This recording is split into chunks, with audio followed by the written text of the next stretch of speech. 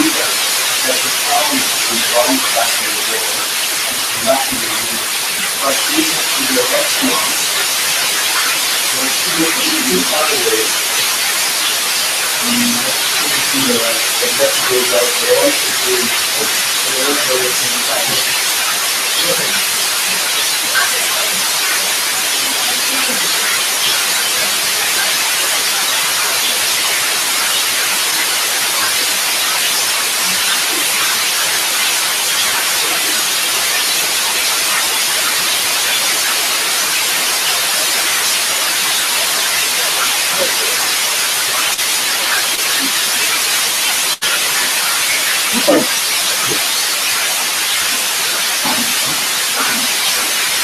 Thank you.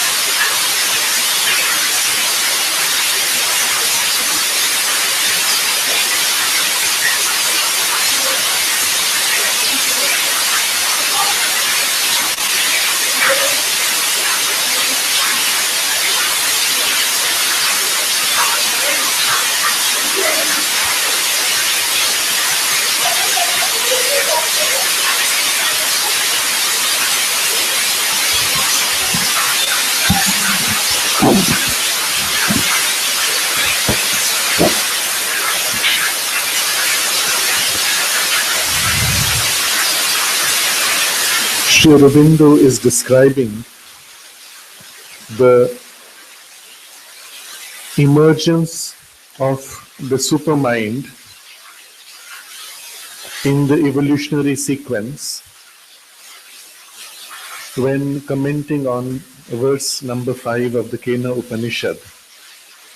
Verse 5 describes the Brahman as that which thinks not by the mind, that by which the mind is thought. It has earlier referred to the Brahman as mind of our mind. And Sri Aurobindo in this chapter discusses why mind is insufficient and there has to be a power greater than mind, of which mind itself is an inferior working. In the sequence so far, he has taken us through a very logical series of steps, first pointing out that there is nothing in the working of matter which would point to the emergence of life or of mind.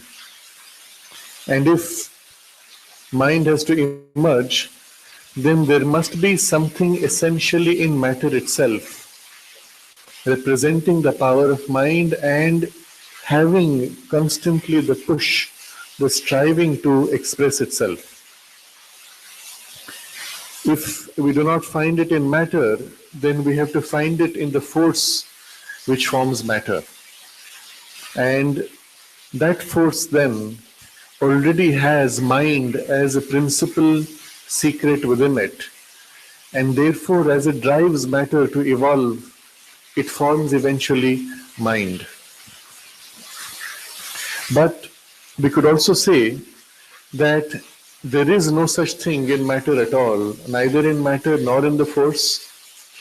And then we must say that mind pre-exists as a plane which constantly influences matter and molds it to draw out of it or to form in it some possibility of its expression.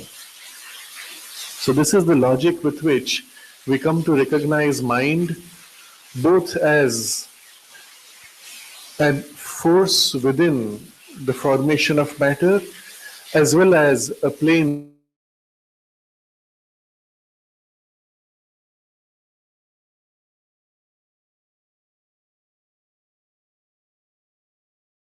matter.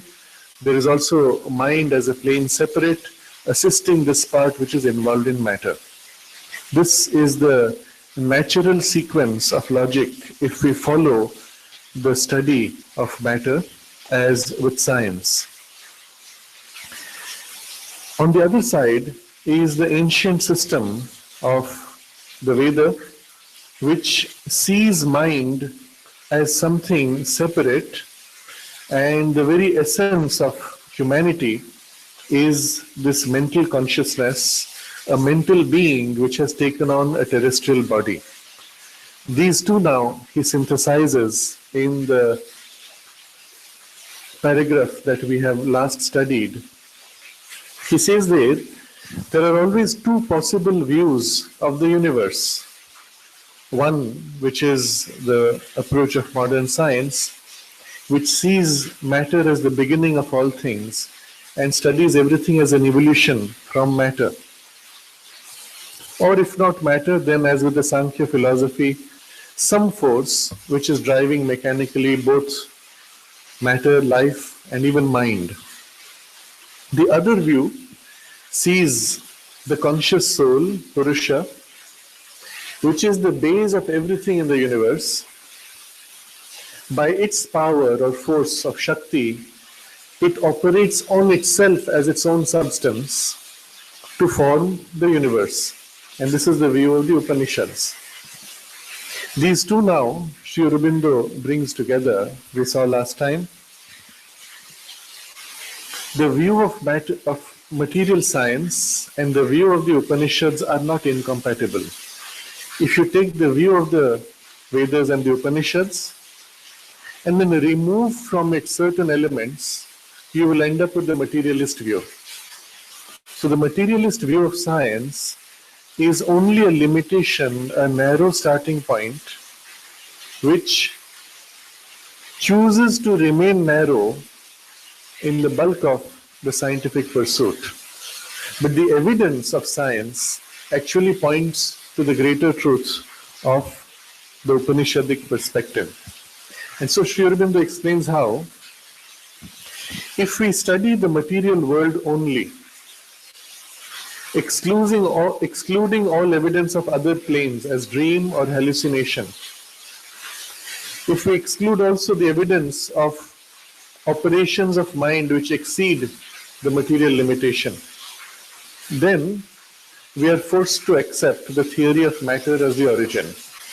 So these are three exclusions by which we lock ourselves in a materialist science view of the world. And by pointing it in terms of three exclusions which narrow down the Upanishadic view to the materialist science, he is also showing us three gateways through which science can break out and open to a larger vision. And Sri Aurobindo has used this word elsewhere, a larger science or a greater science. And these are the three gateways which we will briefly touch upon before we move on with the text. He says, first, if we study the material world only, this was the first gateway, the first limitation and the first gateway. Instead of studying the material world only, we can choose to study other domains, the life world, the mind world, and even supraconscious worlds.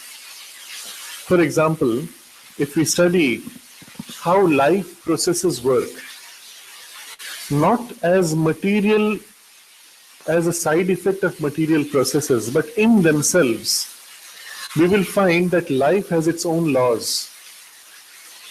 Life has its own rhythms, its own principles, which are quite different from the laws of matter, rhythms and principles of matter. Similarly, when we study mind in itself as a separate world, not as a product of biology or the brain, we will find mind has its own laws. In this way, we will end up studying other domains in themselves, and then we can put them in right relation with matter. We discover, for example, that life has an ability to multiply and create diversity everywhere. One of the most extraordinary examples is seen when we study bacteria in extreme conditions of extreme cold or extreme heat, without any oxygen and without sunlight. These are things we have assumed always necessary for life if life had to emerge from the biology. It had to be within a narrow band of temperature, it needed oxygen, it needed sunlight. But we find bacteria growing in these extreme conditions, not only growing, thriving, multiplying, diversifying, and we must therefore conclude that there is a capacity for life to take up any substance, perhaps even any temperature, any circumstance of chemical composition, and form out of it some form of living being. We assumed, because of these same assumptions, that if we go deep enough into the earth, under the soil, after a certain depth, there would be no life. We find bacteria going down even 3, 4, 5, and 6 kilometers under the earth, and increasing in complexity, increasing in diversity, not reducing as we would expect if life could not exist below. We find equally in certain cave systems which have been completely sealed off from the rest of the world, with no sunlight, no fresh oxygen, no connection with the ocean or other rivers, fish which have continued to evolve across millions of years. On the one hand, they've produced a diversity of species variation. On the other hand, from lack of light, they have lost their power of sight, although the organ of sight still exists. And such adaptations, which we cannot imagine. We find in the very unfolding sequence of life, of evolution, there are steps which seem to serve no purpose, but when combined over a period of time, suddenly there is a new functionality emerging. So very clearly, life has its own separate sense of purpose, drive of instinct, which can modify processes of matter to reach to what it wants. And the same we find with the working of mind. So if we take this approach of studying these domains, we will find ourselves opening beyond matter to this larger picture of the Vedanta. The second limitation, which is also a gateway, he says, if we exclude all evidence of other planes as dreams or a hallucination, So we have many experiences that in dream state we see something and next day we see the same thing happening. We call them premonitory dreams. But the question could be asked, how is this possible that we see exactly the same image, exactly the same unfolding sequence that later happens in the material world? There has to be then a level of reality which is precognitive of the material world, a level where things can happen and be experienced before they happen on the material world. Or people have unusual experiences, sometimes in a normal waking consciousness, sometimes under the influence of psychedelic drugs or under hypnosis or in a half dream hypnagogic state. In these experiences, we are able to see things, beings, forms, objects, which are not of the material world. We can even enter in relation with them, interact with them, gain specific knowledge or information of them, some of it belonging to those worlds, some of it belonging to the material world, which can be validated separately. Or in interacting with them, we can even seek their intervention on situations, which intervention is then objectively seen. And if we do not dismiss these as dream or hallucination, we would be forced to recognize the reality of other planes existing independently from the material, but with which we can have interaction, which influence us, and perhaps even we influence them. So the error made by science is to label dream or hallucination as unreal. We say, oh, that is just a dream. That is just a hallucination, meaning it is not real. But if we simply say, yes, dream, hallucination are also real, but they belong to a different domain of reality, then there would be no problem. And we would begin to explore the connections between this domain and that domain of reality. The third reduction, which is also now a gateway, he says if we exclude all evidence of operations in mind which exceed the material limitation and study only its ordinary equation with matter. So he's suggesting here that mind has naturally a far greater capacity of operation, which is reduced by its entanglement with matter and with the brain. So when mind is bound in the brain, it loses its capacity, dulls, gets limited, less capable, and we are used to only experiencing this, studying only this. But the moment the mind is slightly loosened and freed, it is able to do far more. And when we meet those, we necessarily dismiss them because they cannot be. There's a tautology in the thinking of the scientist. It starts by assuming mind is a product of the brain, and the moment mind does something which is not explainable as a product of the brain, we say that cannot be, that is not true, we will not look at it. There are no journals which will publish studies discussing such experiences, even if they are tested and validated in the lab. Because the assumption is this is impossible, so we will not touch it. Of course, over time, because the truth can never be ignored too long, there is a journal of parapsychology which studies these things. But still it is treated as not a hard science, more a speculative fantasy, not really belonging to science. But in fact, in the laboratory conditions, there have been repeated tests and validations of powers of the mind which go far beyond the material limitation of mind. The ability to see things which are far away, to project the consciousness, experience, return with full awareness, to project consciousness, modify circumstances elsewhere, the ability of mind to directly act on matter and modify its processes in ways that are considered impossible. For example, a piece of metal at a distance can be heated or made soft or moved, and with nothing in between that science can measure. And all these are abilities which have been validated in the lab, except that there are these blinkers that science puts, refusing to look at the evidence.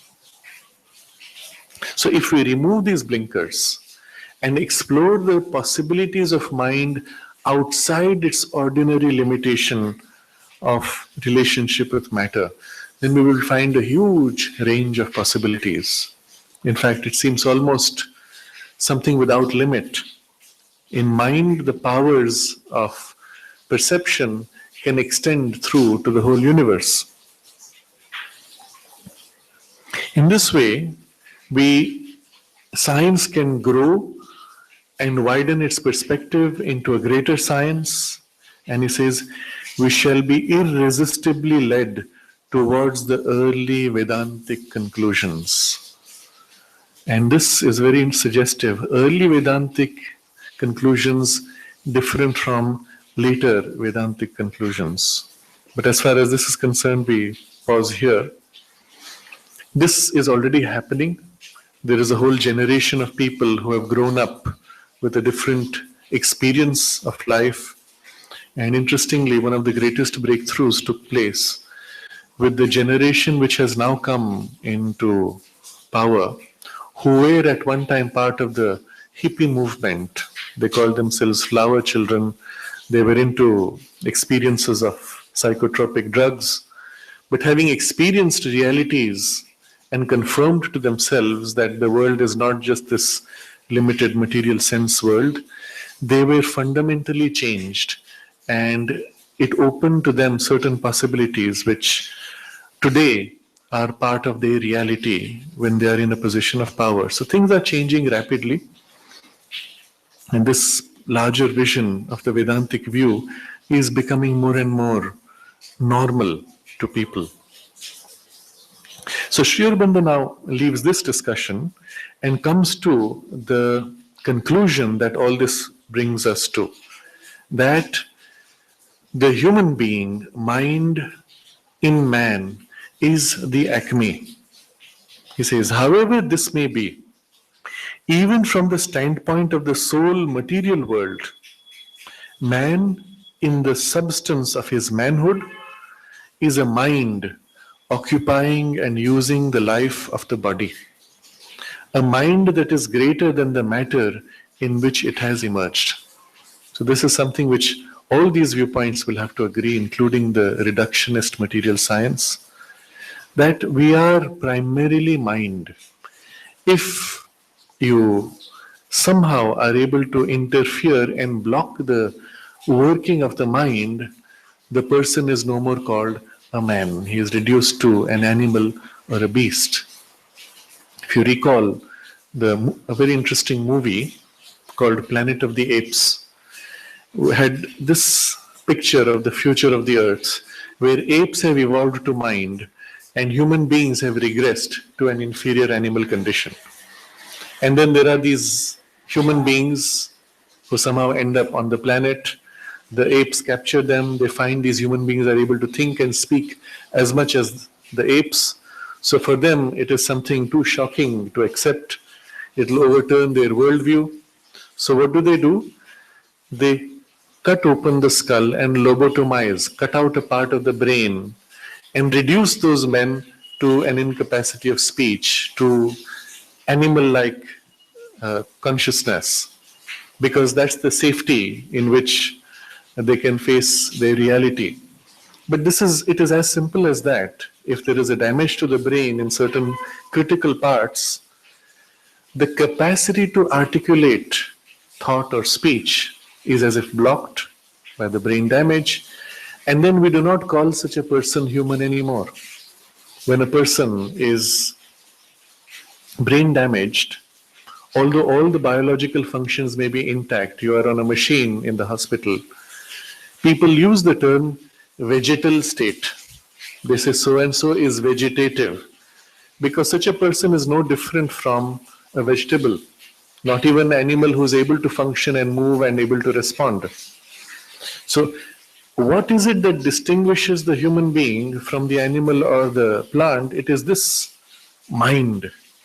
Mind in the substance of his manhood. So, man in the substance of his manhood is a mind occupying and using the life of the body. And we have a very clear sense that this mind inhabits the body. The mind could be knocked out and the body would be vegetal.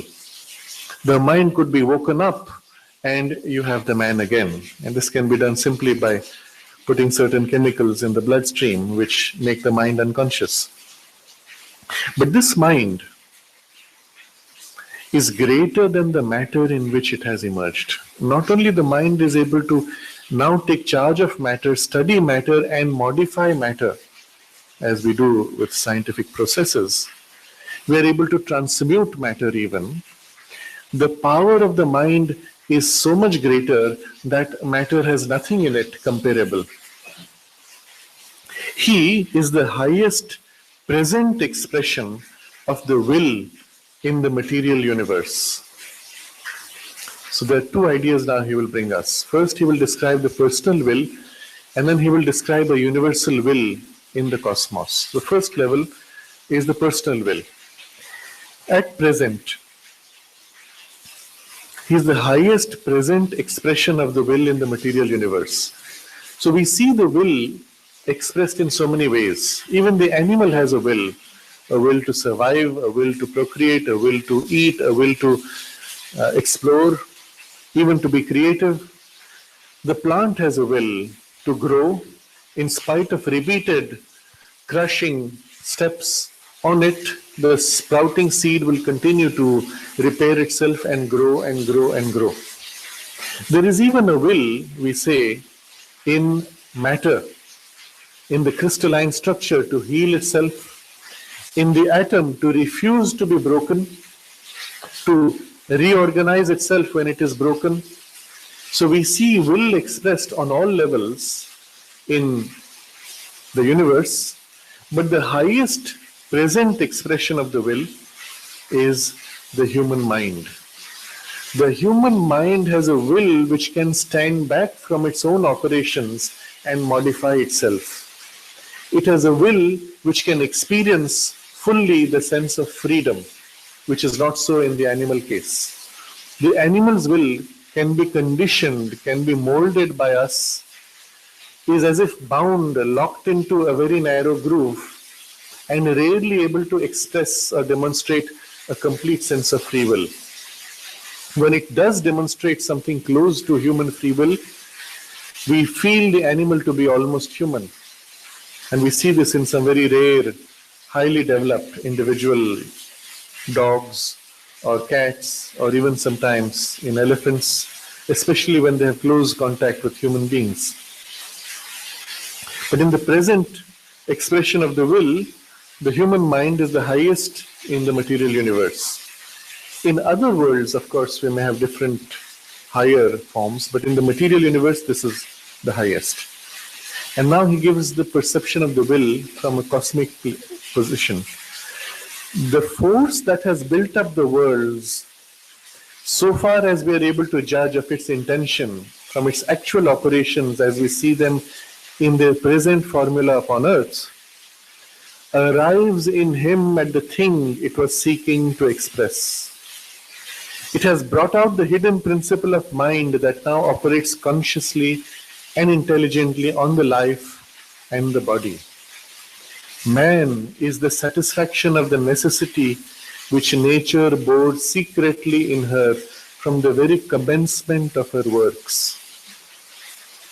So here is a very interesting idea, that this emergence of man is not by chance.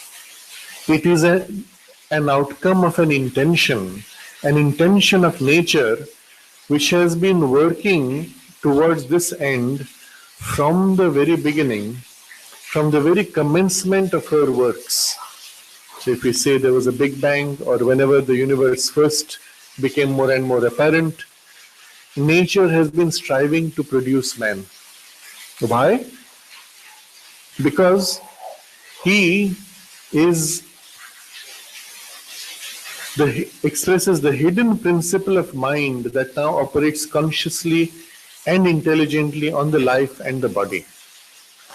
To bring out a being who is conscious, self-conscious, intelligent, and who can work upon his entire environment as a free being to modify that environment as he pleases, without constraints. This is an achievement. It is at this point that you have a lordship, you have authority, you have kingdom, you are king of your domain. And so this is what he says here. He is the highest possible name or numen on this planet. He is the realized terrestrial Godhead. So man on earth is like a Godhead, that he rules this space. He is like the demigod, a numen, capital N, meaning a demigod who rules a domain. And as rulers, you have full freedom and full authority on that domain. Highest possible name, capital N, because name here representing that which exists as a separate consciousness, as a separate reality, ruler, master. He is the realized terrestrial Godhead, but of the terrestrial domain. Who built this? Nature? Or he says, the force that has built up the worlds. How do we know this is the intention of the force? So he puts a very carefully guarded statement. So far as we are able to judge of its intention from its actual operations as we see them in this present formula upon earth. It's a very long, guarded condition. But it describes something very interesting. It suggests very interesting things when we think about it. So far as we are able to judge of its intention. Yes, of course, we have to limit ourselves to what we can understand. Perhaps nature has another intention which we cannot understand. And in fact, this is so. For nature to bring up man is only the first step of something still greater, which right now we are not able to conceive. How are we judging nature's intention? We are able to judge its intention from its actual operations as we see them. We do not see the other operations that nature is capable of, which are not organized here on earth. We are not able to see the actual operations behind the scenes, behind the appearances. For example, how at all subatomic particles are formed, how they are put together in the form of atoms, how the atoms coalesce into molecules. We are seeing a range which is accessible to our limited vision through the five senses and the vision amplified through instruments which we have developed. The rest is speculative. When, for example, science goes beyond the level of the atoms, below the level of the atoms, all theories are only assumptions, theories. Even the tests only support a theory but do not conclude, cannot confirm without doubt. So even today, you will find when some new discovery takes place, this experiment would confirm such and such a theory. But it still remains a theory because after all, we still do not have final validation. So our limitation is the actual operations as we see them in their present formula upon earth, suggesting that the present formula is not the final formula, that the formula upon earth itself can change, can evolve. Now, there are two perspectives to this. Sri Aurobindo, in his text called The Supramental Manifestation Upon Earth, he points out that with the emergence of the human mind and the mind now drawing in a still higher power, that higher power can intervene in ways that the mind cannot. But the mind is still needed to draw that higher power. When that higher power begins to intervene, it can modify the existing laws and processes of evolution. And therefore, he says, evolution itself evolves. The present process of evolution is bound to certain laws and principles becoming more and more overt. Mind seizes on those laws and modifies existing nature to produce new possibilities like plastic, new metals, new chips, computer chips, and new powers of matter are drawn out, but based on existing processes which we have studied. There's no new law, new process. It's just a new application of the current process. But when the higher consciousness enters, it modifies the current laws. It introduces new principles, powers, and laws by which now the existing train of evolution, the existing line which we would project into the future, that itself is modified, and there is a geometric progression, new possibilities of acceleration of evolution in directions which are impossible with the current laws. The idea is that the present formula upon earth is not the final. There is already in process the emergence of a new formula. So this is one level in which we see this. A second level which we see, more material, more limited, is the recognition that therefore all our understanding of formulas and laws of the universe, of mind, of life, and of matter, physics, chemistry, biology, are only current habitual forms. The universe itself may be undergoing a process of continuous change of its own laws. So such is the theory proposed by one speculative scientist by the name of Rupert Sheldrake, who actually came here in the early 80s when he was first propounding his theory, drawing from Sri Aurobindo's writings, not always acknowledging though. But that has become now more pervasive. People are beginning to think in these directions. Perhaps the laws themselves change. We find, in fact, from the evidence that the speed of light has been changing across the last few million years. Certain processes in nature seem to be changing even as we observe them in the last 100 years or so. So as we see them in the present formula upon earth, and this is the basis on which we are judging the intention of the force of nature. So I read the sentence again and you get the full sense of it.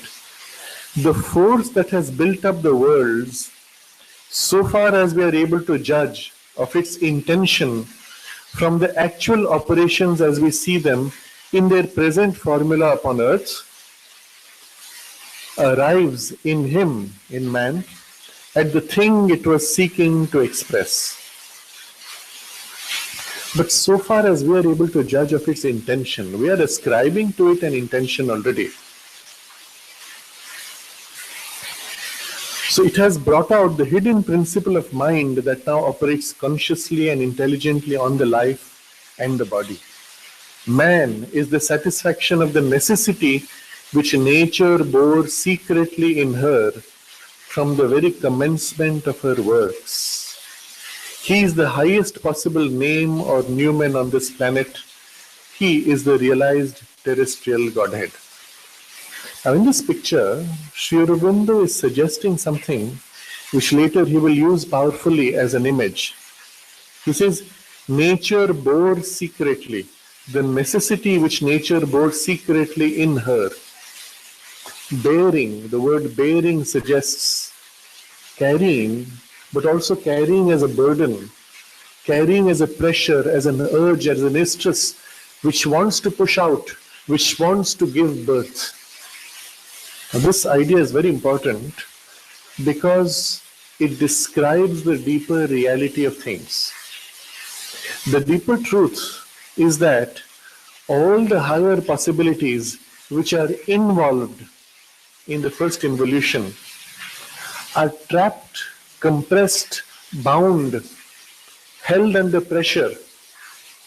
And therefore, under pressure, they are always exercising a force, pushing influencing, even if secretly, to modify and make possible their emergence, to modify existing circumstances, to create circumstances in which they can emerge, eventually burst out.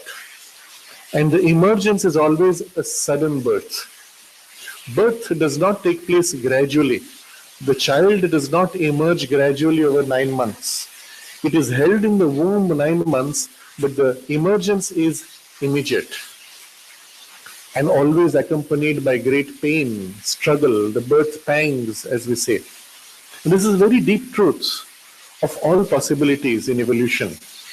Even in our own human life, when we have within us some great potential which is struggling to emerge, when finally it emerges, it always causes a crisis in life because it breaks up the present settled order.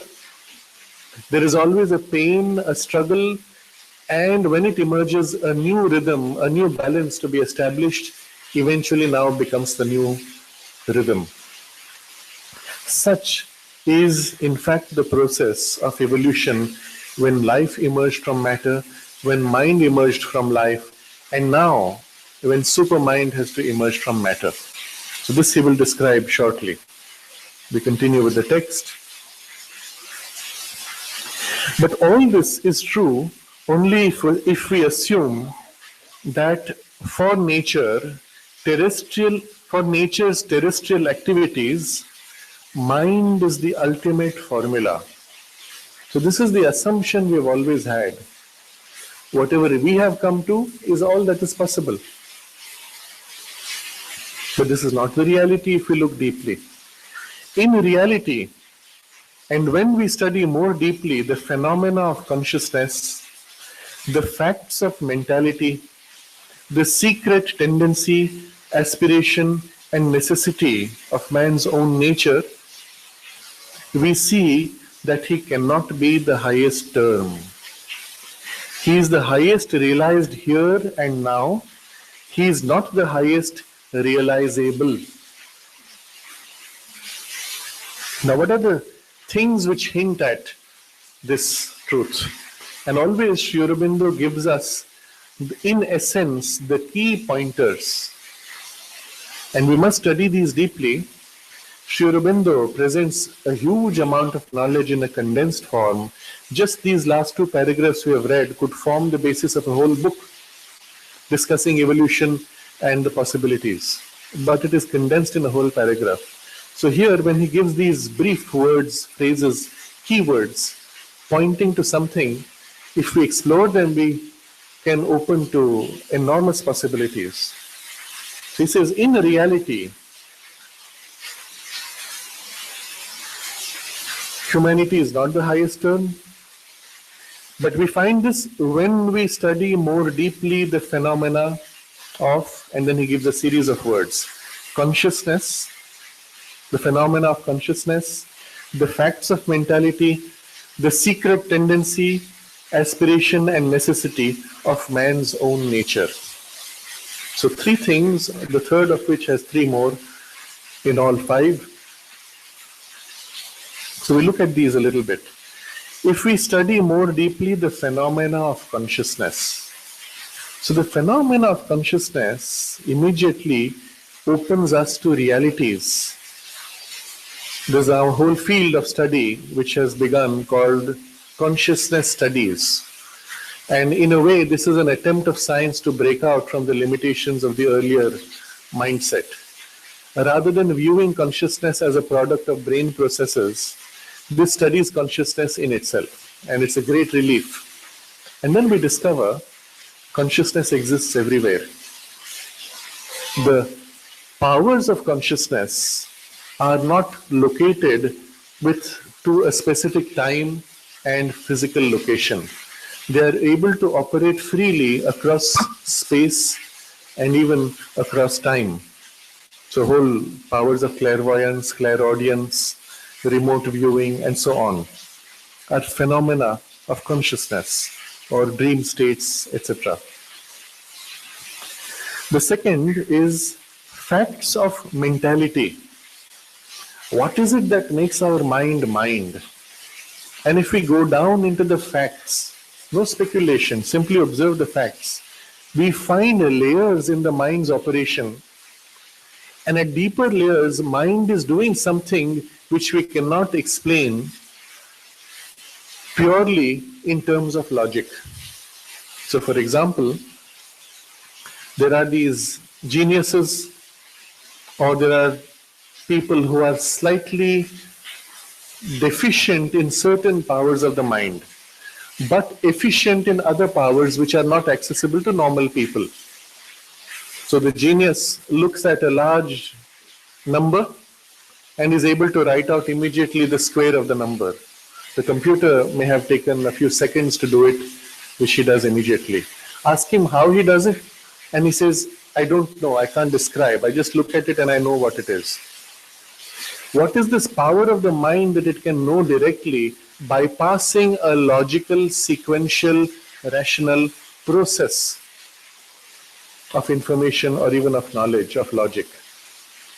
We find there is a capacity of mind which is above the domain of mind as we see. That faculty exists as if in all of us, but it needs to be drawn out. It is not stable.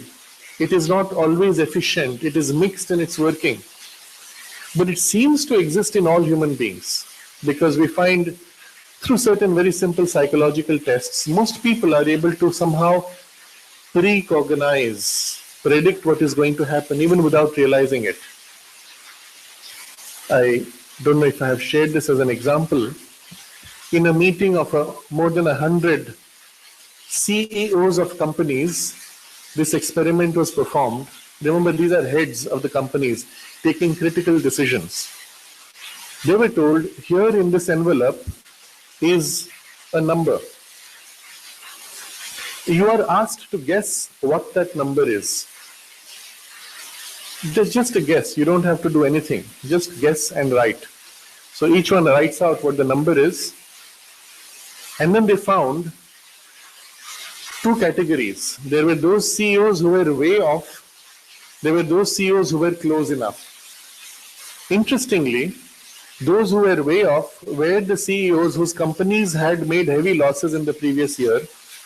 Those who were close enough were those who had made profits in the previous year. Immediately this suggests that in our decisions, we are exercising a precognitive ability, an ability that bypasses existing knowledge inputs to take a decision. We use the word intuitional, but a decision which sees what is right and what is true and what is necessary, which is not part of the data given to you. Those who have that ability are successful. Those who do not have that ability make losses, which is the norm in any case. In fact, we will find when we explore this a little further, in every human being that ability is there potentially. The most dramatic example of this is when people are first exposed to an exercise of the military technology developed by the CIA for remote viewing. And the method itself is purely mechanical. Anybody can be asked to sit down and go through the process. And people are startled at how precisely they are able to draw at the end of the process a picture of something which is hidden in an envelope without knowing at all what was in it, without making any special effort to perceive. Just go through a mechanical process and you end up with a picture which is similar to that which is in the envelope. So the ability itself is present in all. When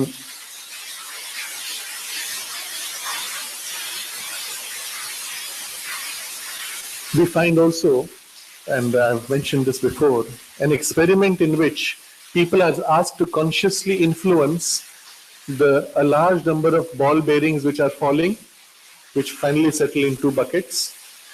They push a button and concentrate that more should fall this side or more shall fall that side. And a very random process, the ball bearings will bounce and eventually settle in the two buckets.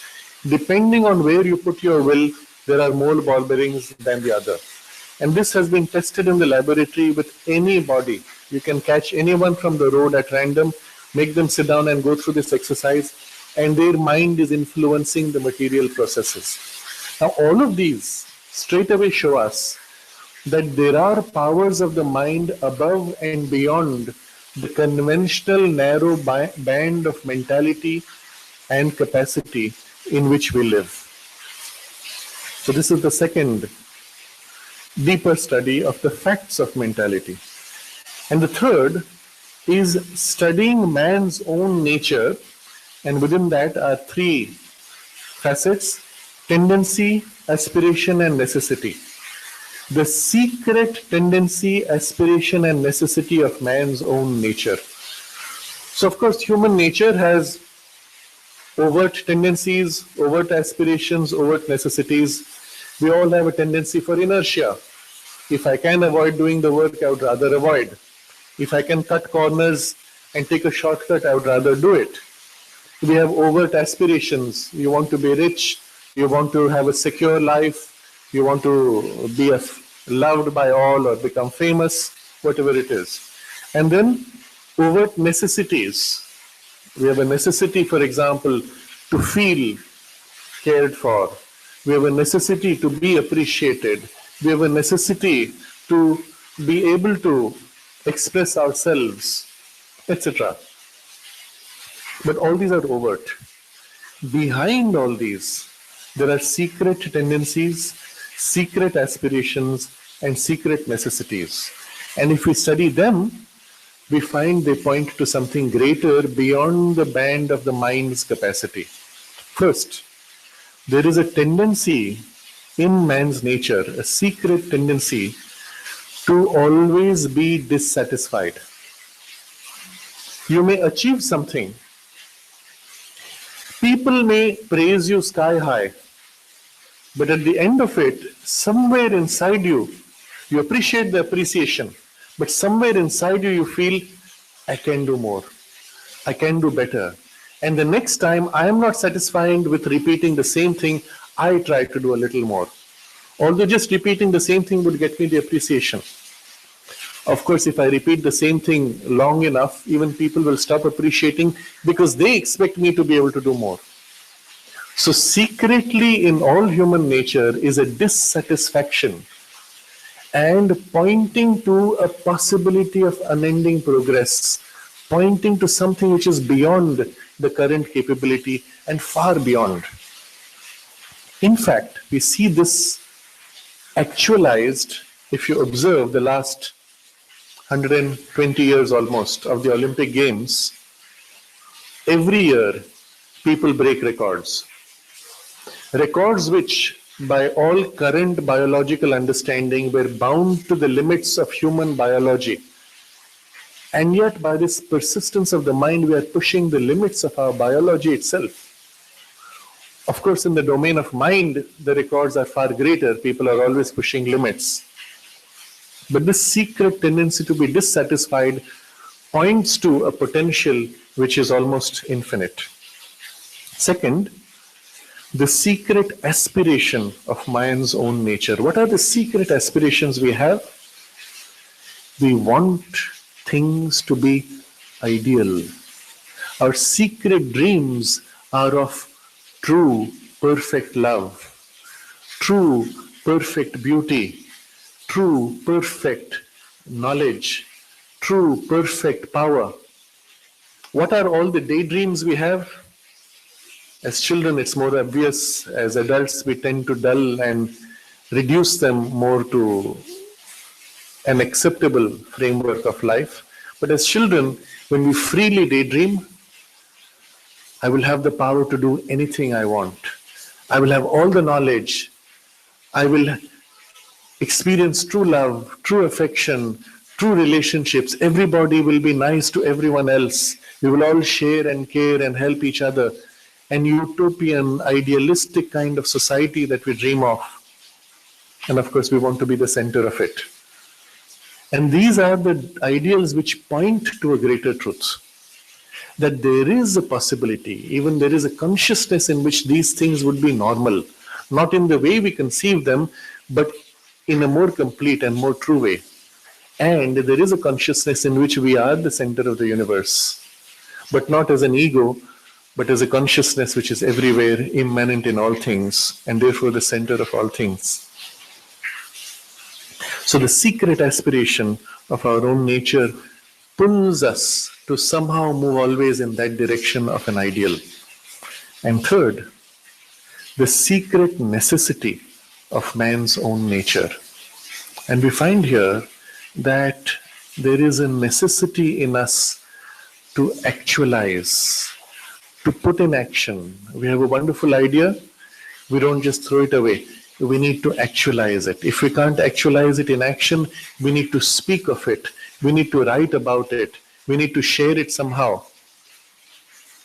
But the idea itself that we want to actualize, we want it to be done perfectly. We want to take it to its limit. We want to take it beyond the current capability. And there's a necessity pushing, never allowing us to stop. There are other secret tendencies, aspirations, and necessities, but these are some which point to something beyond all that we can conceive of. And so if we study more deeply all this, the phenomena of consciousness, the facts of mentality, the secret tendency, aspiration, and necessity of man's own nature, we see that he cannot be the highest term. The very fact that we are aiming at something more and are not satisfied with this, and that calls us vividly as if it's more real than this, that shows us that we are not the highest term. He is the highest realized here and now. He is not the highest realized elsewhere. He is not the highest realized in the future. He is not the highest realizable. And now Sri Aurobindo gives us the big picture.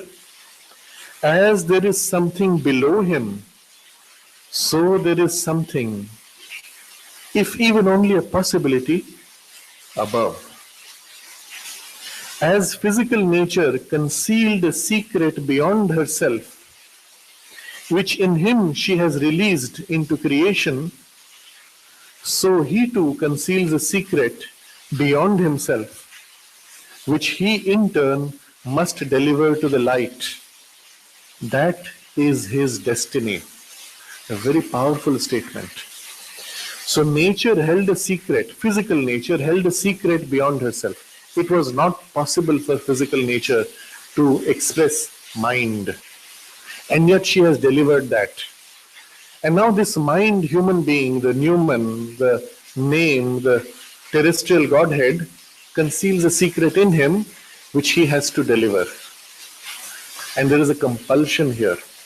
Man will not rest satisfied if he does not proceed in that direction and if he does not fulfill this. And yet, man is necessary to deliver this next step. It could not come from nature directly. So we see man as an intermediate step, a necessary intermediate step for something greater which had to come. And man has all the necessary base on which that next step can be formed, out of which that next step can emerge. But that next step is as radically different from the man as man is from physical nature.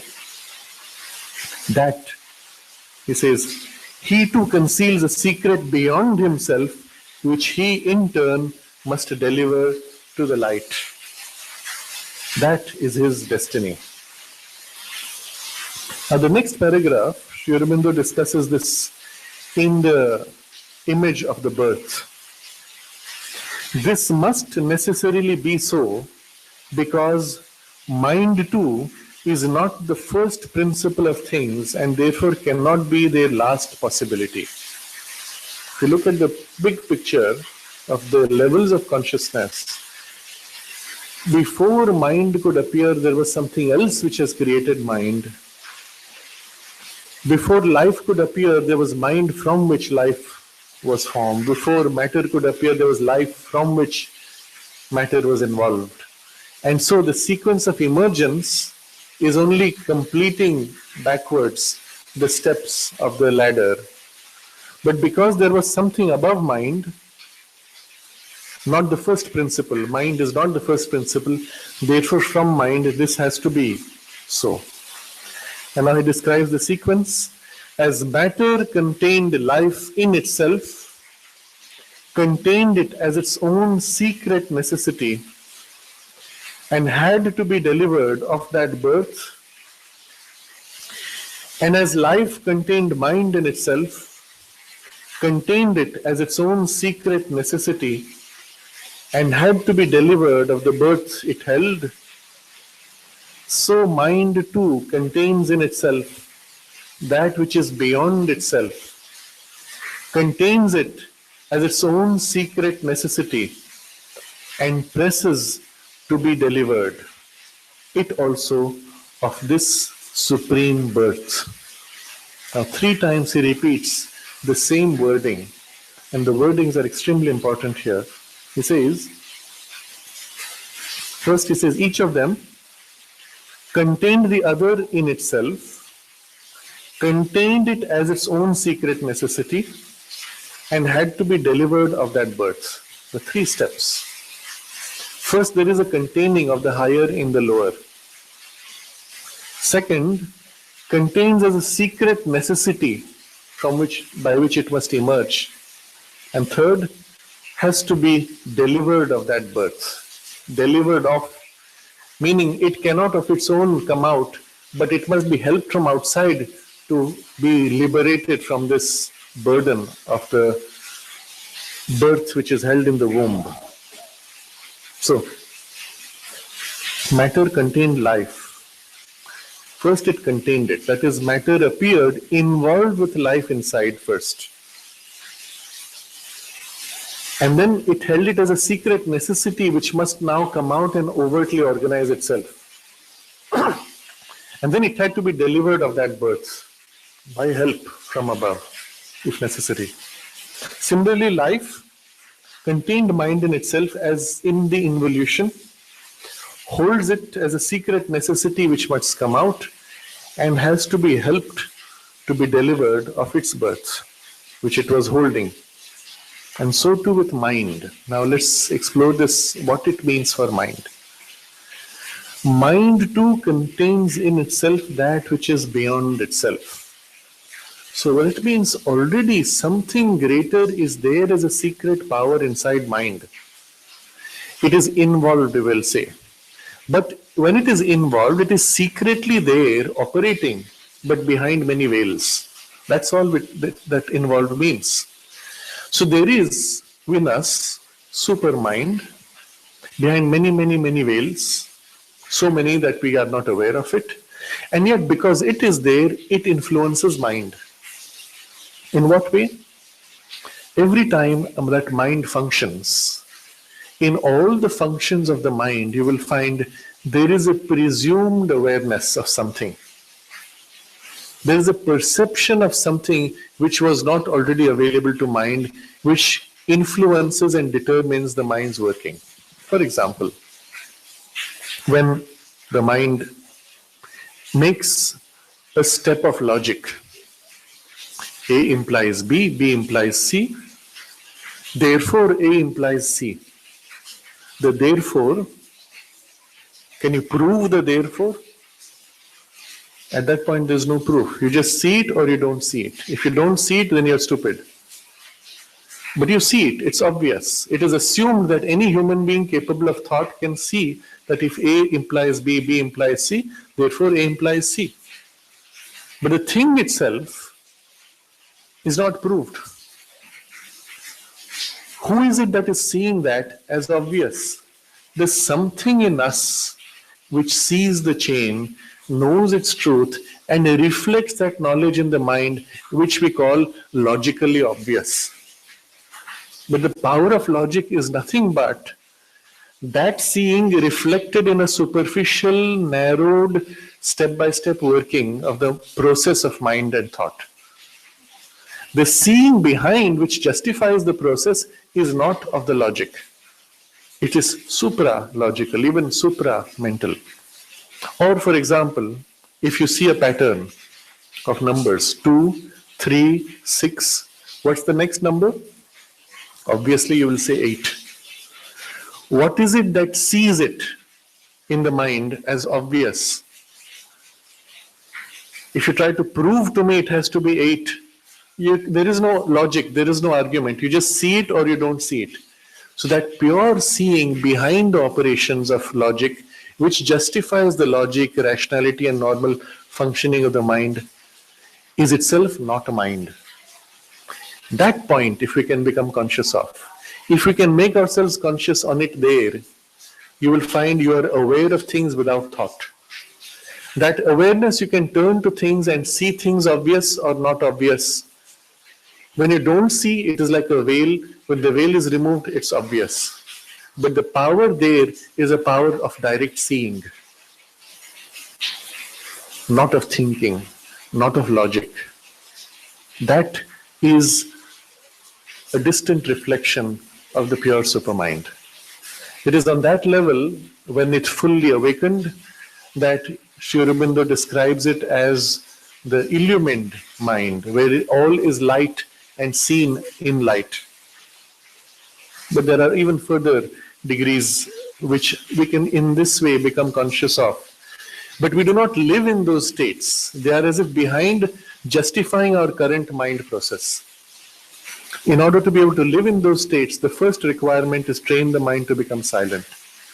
Then only you can become aware in a pure awareness which is not process. So, he says, so mind too contains in itself that which is beyond itself. So that is already there. Only it's not functioning overtly. It is influencing and making possible the current functioning of the mind.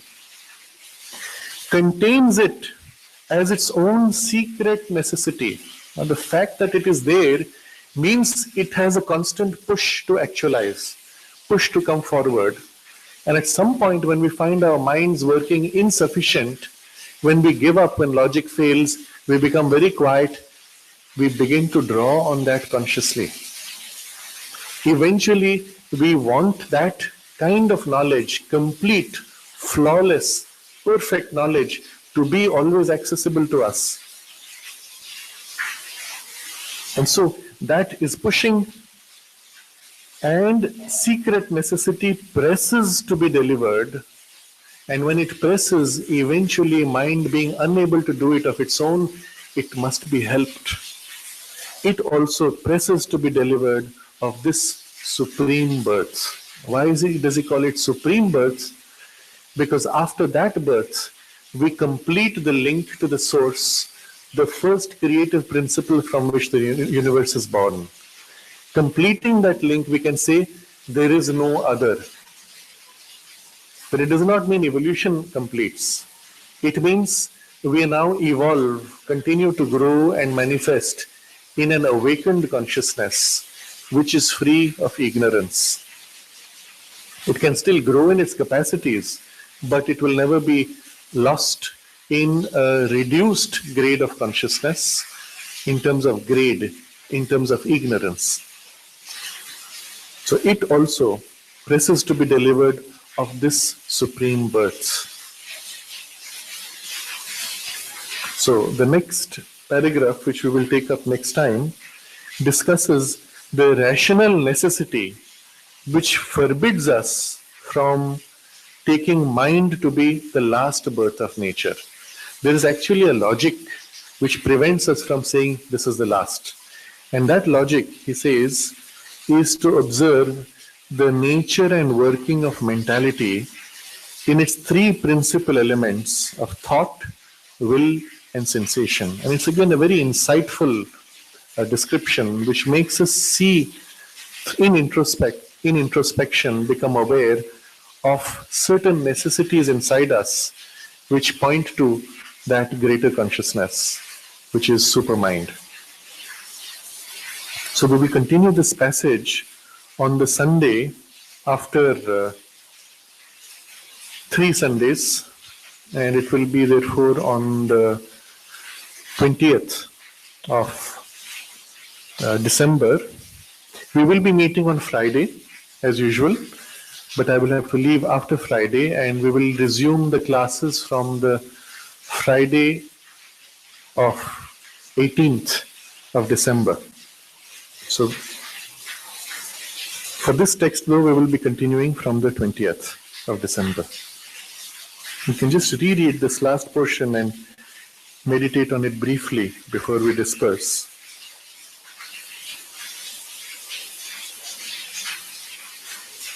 In reality, and when we study more deeply the phenomena of consciousness, the facts of mentality, the secret tendency, aspiration, and necessity of man's own nature, we see that he cannot be the highest term.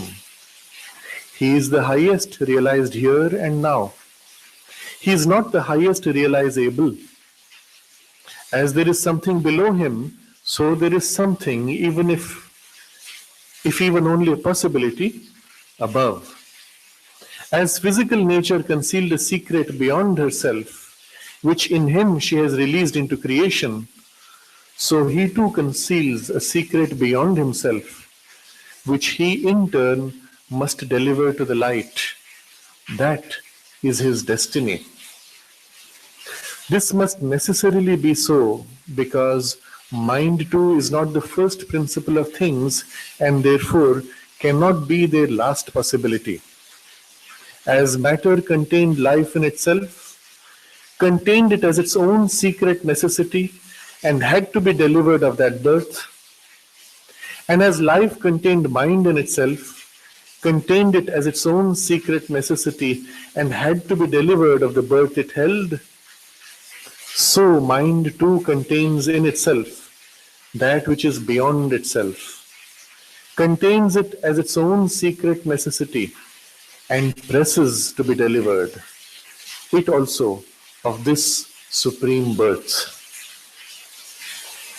It's a very mantric formulation, imprinting in us the conviction of the inevitability of this supreme birth.